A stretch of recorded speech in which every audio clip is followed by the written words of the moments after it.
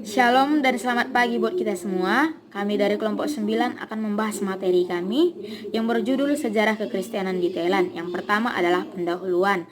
Thailand merupakan salah satu negara yang terdapat di Asia Tenggara ini yang berseberangan dengan Kamboja.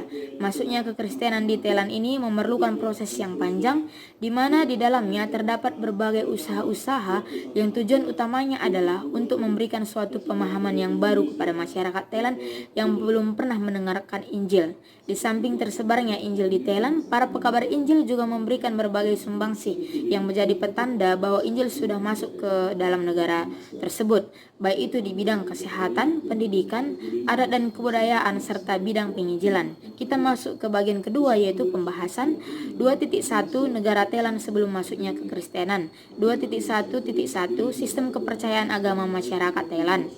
Agama Buddha adalah agama negara menurut Undang-Undang Dasar Negara Thailand, namun dijamin kebebasan beragama bagi orang yang beragama lain.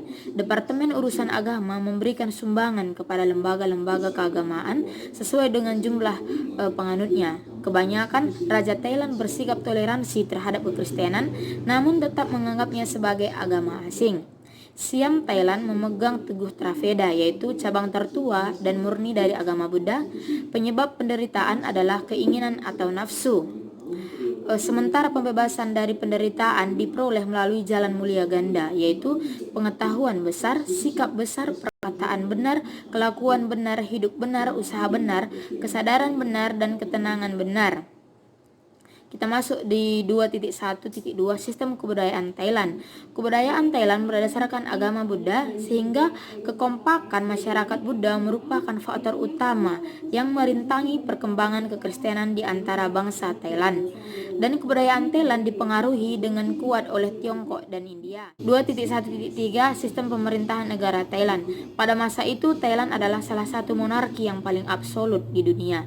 Raja dianggap begitu kudus sehingga kapanpun raja meninggalkan istana, semua orang biasa yang ada di jalan yang dilaluinya harus menutup pintu dan jendela mereka untuk menjaga mereka agar tidak melakukan kejahatan yang tidak terampuni, yaitu melihat kehadiran raja. 2.2 Negara Thailand setelah masuknya kekristenan. 2.1 Pekabaran Injil oleh Katolik Roma ke Thailand. Orang Kristen pertama masuk ke Thailand adalah para pastor Katolik yang menyertai seorang duta bernama Alfonso de Albuquerque pada tahun 1511. Tetapi utusan Injil yang menetap pertama kali tampaknya tiba tahun 1555. Mereka diikuti pada tahun 1662 oleh uskup ke Delamot yang tiba bersama dengan dua orang pastor Prancis lainnya yang mendirikan markas besarnya di daerah yang kemudian menjadi ibu kota. Orang-orang Katolik secara tradisional telah memberikan penekanan yang besar kepada sekolah-sekolah dan biara-biara untuk biarawati. Kebanyakan berpusat di sekitar Bangkok. Pada awal abad ke-20 ada sekitar 23.000 penganut Katolik, 55 gereja dan kapal. 2. Perkabaran Injil oleh Protestan ke Thailand. 2.2.1 London Missionary Society (LMS). Para utusan Injil Protestan yang benar-benar masuk ke Thailand adalah Karl Gaslav, seorang Jerman datang dengan biayanya sendiri, dan Jacob Tamlin, seorang Inggris dari London Missionary Society. Mereka tiba di Siam pada 23 Agustus 1828. Mereka disambut baik oleh duta besar Portugis, anggota gereja Katolik Roma, Menteri Luar Negeri yang memberi izin kepada kedua pekabar Injil untuk bertempat tinggal di Bangkok dan mengabarkan Injil kepada bangsa Cina. Akibatnya Gaslav dan Tomlin disuruh pergi, tetapi kemudian mereka diberi izin tetap tinggal di Siam dengan masyarakat bahwa mereka tidak mengedarkan buku di antara bangsa Thailand. Setelah satu tahun, pada bulan Desember 1829, Gaslav pergi ke Singapura untuk mencetak beberapa dari terjemahannya tersebut. Tragisnya iklim tropis dan penyakit menggerogoti jiwa ibu Gaslav, dan Karl Gaslav juga meninggalkan daerah itu karena kesehatan dalam waktu 4 tahun. Tomlin juga meninggalkan Siam untuk terakhir kalinya pada bulan Januari 1832 untuk berkumpul kembali dengan keluarganya. Baiklah, kita akan melanjutkannya. American Baptist Mission. Misi ini merupakan misi kedua setelah LMS tadi. Nah, ini tiba di Thailand tahun 1833 dan pelopornya adalah John Taylor Jones beserta dengan keluarganya. Mereka dipanggil oleh Goodslove dan Tomlin untuk mengabarkan Injil di Thailand dan mereka datang. Nah, fokus utama mereka adalah menerjemahkan Alkitab. Jones ini menerjemahkan Alkitab selama 20 tahun dan juga memperbaiki terjemahan-terjemahan ke dalam bahasa Thailand dan juga bahasa Siam pada saat itu.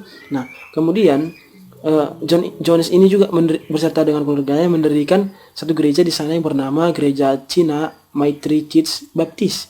Bisa dikatakan gereja Protestan ketika itu dan juga berkembang memang. Kemudian masuk kita dalam American Presbyterian.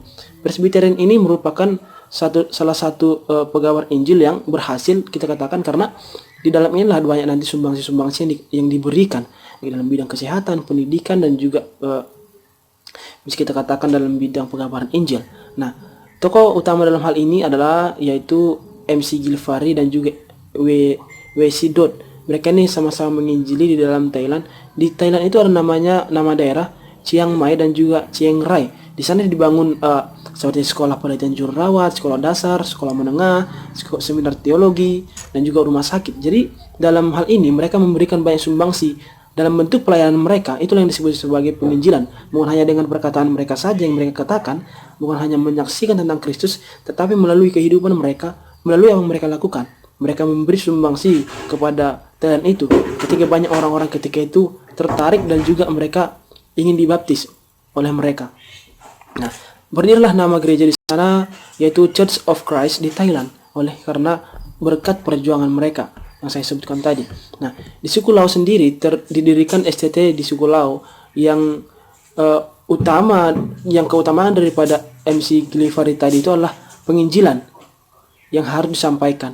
Sehingga di suku Lao itu ada satu orang yang dibaptis yang bernama Nan Inta yang merupakan seorang kepala biara Buddha yang sudah melekat mendarah daging ajaran Buddha itu, tetapi dia dibaptis masuk dalam Kristen. Kita masuk dalam Christian and Missionary Alliance ini adalah misi terakhir di mana pada tahun 1928 beberapa anggota dari Christian and Missionaries Alliance ini di Kamboja merasa terdorong untuk memberitakan Injil di Thailand. Mereka merasa Tuhan memanggil mereka, mengutus mereka. Kemudian di dalam ini juga lah Roh Kudus bekerja, di mana kebanyakan orang-orang Thailand itu akan menerima Injil. Yang dulunya mereka itu tertutup oleh Injil, matanya tertutup, bahkan telinga juga tertutup oleh ide-ide baru daripada orang-orang luar. Nah, sekarang mereka terbuka hatinya. Itu bisa dikatakan mereka menderita. Mengapa menderita? Karena mereka itu tidak mengenal kebenaran. Jadi karena mereka terbuka hatinya, sehingga mereka menerima apa yang menjadi pekabaran yang diberikan oleh utusan-utusan itu dari Christian and Missionary Alliance. Nah, di sini juga dikatakan kebanyakan orang Thailand itu akan sangat besar menerima kemungkinan sangat besar menerima kekristenan itu ketika dibawakan oleh Christian and Missionary Alliance ini. Baiklah, kita masuk dalam sumbangsi para janing di Thailand.